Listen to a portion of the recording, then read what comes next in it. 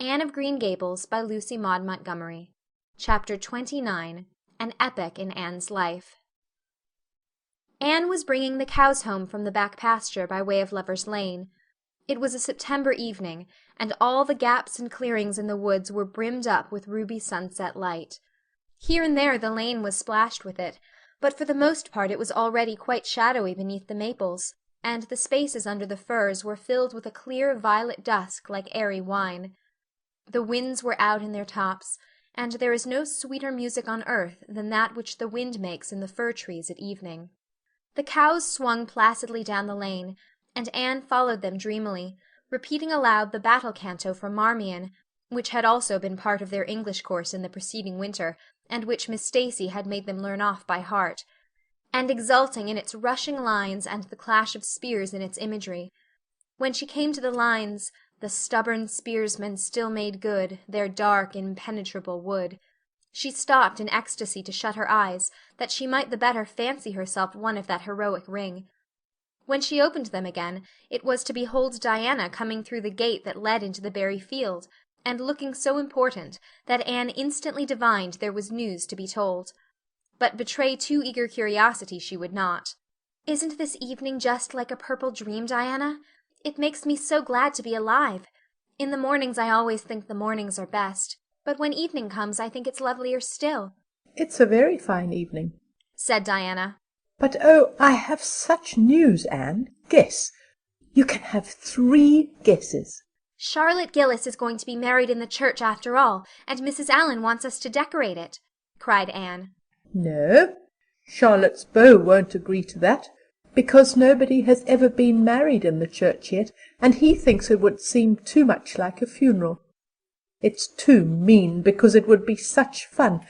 Guess again." "Jane's mother is going to let her have a birthday party?" Diana shook her head, her black eyes dancing with merriment. "I can't think what it can be," said Anne in despair. "Unless it's that Moody Spurgeon Macpherson saw you home from prayer meeting last night. Did he?" "I should think not!" exclaimed Diana indignantly. "I wouldn't be likely to boast of it if he did, the horrid creature. I knew you couldn't guess it. Mother had a letter from Aunt Josephine today, and Aunt Josephine wants you and me to go to town next Tuesday and stop with her for the exhibition. There!" "Oh, Diana," whispered Anne, finding it necessary to lean up against a maple tree for support. "Do you really mean it? But I'm afraid Marilla won't let me go.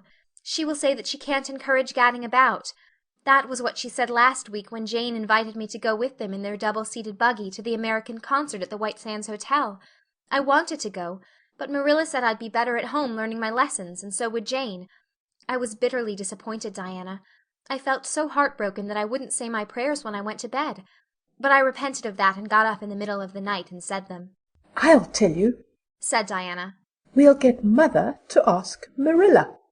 She'll be more likely to let you go then, and if she does, we'll have the time of our lives, Anne. I've never been to an exhibition, and it's so aggravating to hear the other girls talking about their trips.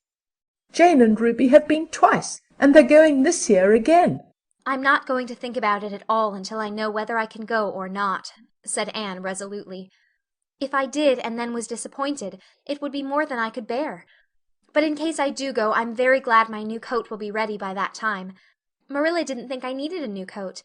She said my old one would do very well for another winter, and that I ought to be satisfied with having a new dress. The dress is very pretty, Diana. Navy blue and made so fashionably. Marilla always makes my dresses fashionably now, because she says she doesn't intend to have Matthew going to Mrs. Lynde to make them. I'm so glad. It is ever so much easier to be good if your clothes are fashionable. At least it is easier for me. I suppose it doesn't make such a difference to naturally good people. But Matthew said I must have a new coat, so Marilla bought a lovely piece of blue broadcloth, and it's being made by a real dressmaker over at Carmody. It's to be done Saturday night, and I'm trying not to imagine myself walking up the church aisle on Sunday in my new suit and cap, because I'm afraid it isn't right to imagine such things. But it just slips into my mind in spite of me. My cap is so pretty. Matthew bought it for me the day we were over at Carmody. It is one of those little blue velvet ones that are all the rage, with gold cord and tassels. Your new hat is elegant, Diana, and so becoming. When I saw you come into church last Sunday, my heart swelled with pride to think you were my dearest friend. Do you suppose it's wrong for us to think so much about our clothes? Marilla says it is very sinful. But it is such an interesting subject, isn't it? Marilla agreed to let Anne go to town, and it was arranged that Mr. Barry should take the girls in on the following Tuesday.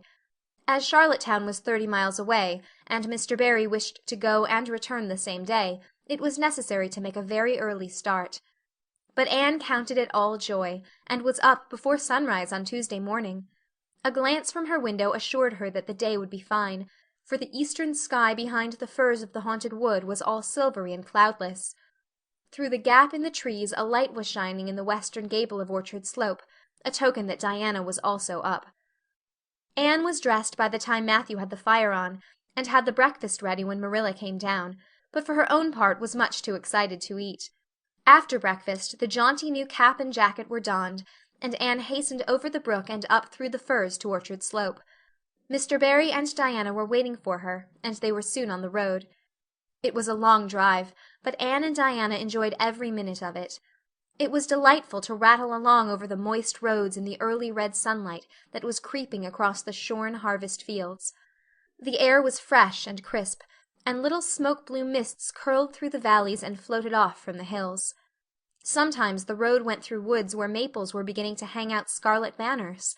Sometimes it crossed rivers on bridges that made Anne's flesh cringe with the old, half-delightful fear. Sometimes it wound along a harbor shore, and passed by a little cluster of weather-gray fishing huts.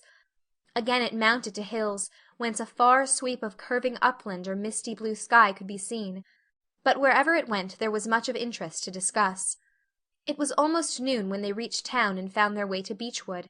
It was quite a fine old mansion, set back from the street in a seclusion of green elms and branching beeches. Miss Barry met them at the door with a twinkle in her sharp black eyes. "So you've come to see me at last, you Anne girl," she said. "Mercy, child, how you have grown! You're taller than I am, I declare. And you're ever so much better looking than you used to be, too. But I dare say you know that without being told." "Indeed I didn't," said Anne radiantly. "I know I'm not so freckled as I used to be, so I've much to be thankful for, but I really hadn't dared to hope there was any other improvement. I'm so glad you think there is, Miss Barry." Miss Barry's house was furnished with great magnificence, as Anne told Marilla afterward. The two little country girls were rather abashed by the splendor of the parlor, where Miss Barry left them when she went to see about dinner. "Isn't it just like a palace?" whispered Diana. "I never was in Aunt Josephine's house before, and I'd no idea it was so grand. I just wish Julia Bell could see this.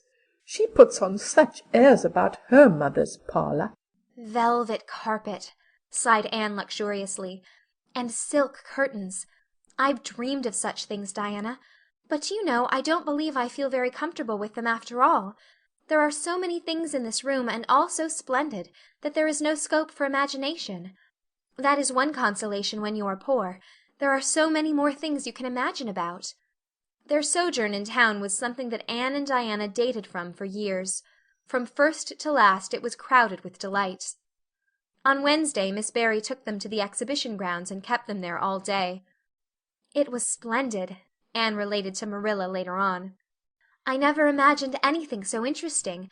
I don't really know which department was the most interesting. I think I liked the horses and the flowers and the fancy work best. Josie Pye took first prize for knitted lace. I was real glad she did. And I was glad that I felt glad, for it shows I'm improving, don't you think, Marilla, when I can rejoice in Josie's success? Mr. Harmon Andrews took second prize for Gravenstein apples, and Mr. Bell took first prize for a pig. Diana said she thought it was ridiculous for a Sunday school superintendent to take a prize in pigs, but I don't see why. Do you? She said she would always think of it after this when he was praying so solemnly. Clara Louise McPherson took a prize for painting, and Mrs. Lynde got first prize for homemade butter and cheese. So Avonlea was pretty well represented, wasn't it? Mrs. Lynde was there that day, and I never knew how much I really liked her until I saw her familiar face among all those strangers. There were thousands of people there, Marilla. It made me feel dreadfully insignificant. And Miss Barry took us up to the grandstand to see the horse races. Mrs. Lynde wouldn't go. She said horse racing was an abomination, and she being a church member, thought it her bounden duty to set a good example by staying away. But there were so many there I don't believe Mrs. Lynde's absence would ever be noticed. I don't think, though, that I ought to go very often to horse races, because they are awfully fascinating. Diana got so excited that she offered to bet me 10 cents that the red horse would win. I didn't believe he would, but I refused to bet, because I wanted to tell Mrs. Allan all about everything, and I felt sure it wouldn't do to tell her that. It's always wrong to do anything you can't tell the minister's wife. It's as good as an extra conscience to have a minister's wife for your friend. And I was very glad I didn't bet, because the red horse did win, and I would have lost 10 cents. So you see that virtue was its own reward. We saw a man go up in a balloon. I'd love to go up in a balloon, Marilla. It would be simply thrilling. And we saw a man selling fortunes. You paid him 10 cents, and a little bird picked out your fortune for you. Miss Barry gave Diana and me 10 cents each to have our fortunes told. Mine was that I would marry a dark-complected man who was very wealthy, and I would go across water to live. I looked carefully at all the dark men I saw after that, but I didn't care much for any of them, and anyhow I suppose it's too early to be looking out for him yet. Oh, it was a never-to-be-forgotten day, Marilla. I was so tired I couldn't sleep at night. Miss Barry put us in the spare room, according to promise. It was an elegant room, Marilla, but somehow sleeping in a spare room isn't what I used to think it was. That's the worst of growing up, and I'm beginning to realize it. The things you wanted so much when you were a child don't seem half so wonderful to you when you get them. Thursday the girls had a drive in the park, and in the evening Miss Barry took them to a concert in the Academy of Music, where a noted prima donna was to sing. To Anne the evening was a glittering vision of delight. Oh, Marilla, it was beyond description. I was so excited I couldn't even talk, so you may know what it was like. I just sat in enraptured silence. Madame Selitsky was perfectly beautiful, and wore white satin and diamonds. But when she began to sing I never thought about anything else. Oh, I can't tell you how I felt. But it seemed to me that it could never be hard to be good any more. I felt like I do when I look up at the stars. Tears came into my eyes, but oh, they were such happy tears. I was so sorry when it was all over, and I told Miss Barry I didn't see how I was ever to return to common life again. She said she thought if we went over to the restaurant across the street and had an ice cream it might help me. That sounded so prosaic, but to my surprise I found it true. The ice cream was delicious, Marilla, and it was so lovely and dissipated to be sitting there eating it at 11 o'clock at night. Diana said she believed she was born for city life. Miss Barry asked me what my opinion was, but I said I would have to think it over very seriously before I could tell her what I really thought. So I thought it over after I went to bed. That is the best time to think things out. And I came to the conclusion, Marilla, that I wasn't born for city life, and that I was glad of it. It's nice to be eating ice cream at brilliant restaurants at 11 o'clock at night once in a while, but as a regular thing I'd rather be in the East Gable at 11, sound asleep, but kind of knowing even in my sleep that the stars were shining outside, and that the wind was blowing in the firs across the brook. I told Miss Barry so at breakfast the next morning, and she laughed. Miss Barry generally laughed at anything I said, even when I said the most solemn things. I don't think I liked it, Marilla, because I wasn't trying to be funny. But she is a most hospitable lady, and treated us royally. Friday brought going home time, and Mr. Barry drove in for the girls. Well, I hope you've enjoyed yourselves, said Miss Barry, as she bade them good-bye. Indeed we have, said Diana. And you, Anne girl? I've enjoyed every minute of the time, said Anne, throwing her arms impulsively about the old woman's neck and kissing her wrinkled cheek. Diana would never have dared to do such a thing, and felt rather aghast at Anne's freedom. But Miss Barry was pleased, and she stood on her veranda and watched the buggy out of sight. Then she went back into her big house with a sigh. It seemed very lonely, lacking those fresh young lives. Miss Barry was a rather selfish old lady, if truth must be told, and had never cared much for anybody but herself. She valued people only as they were of service to her or amused her. Anne had amused her, and consequently stood high in the old lady's good graces. But Miss Barry found herself thinking less about Anne's quaint speeches than of her fresh enthusiasms, her transparent emotions, her little winning ways, and the sweetness of her eyes and lips. I thought Marilla Cuthbert was an old fool when I heard she'd adopted a girl out of an orphan asylum, she said to herself. But I guess she didn't make much of a mistake after all. If I'd a child like Anne in the house all the time, I'd be a better and happier woman." Anne and Diana found the drive home as pleasant as the drive in. Pleasanter, indeed, since there was the delightful consciousness of home waiting at the end of it. It was sunset when they passed through White Sands and turned into the shore road. Beyond, the Avonlea hills came out darkly against the saffron sky. Behind them the moon was rising out of the sea that grew all radiant and transfigured in her light. Every little cove along the curving road was a marvel of dancing ripples. The waves broke with a soft swish on the rocks below them, and the tang of the sea was in the strong, fresh air. "Oh, but it's good to be alive and to be going home," breathed Anne.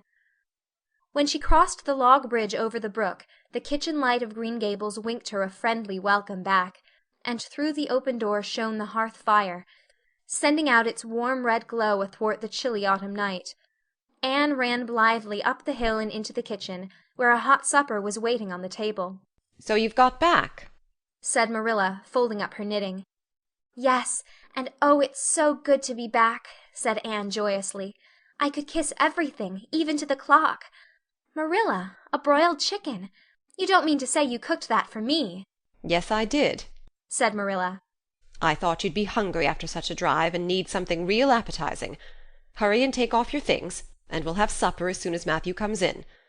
I'm glad you've got back, I must say. It's been fearful lonesome here without you, and I never put in 4 longer days." After supper Anne sat before the fire between Matthew and Marilla and gave them a full account of her visit. "I've had a splendid time," she concluded happily, "and I feel that it marks an epoch in my life. But the best of it all was the coming home." End of chapter 29.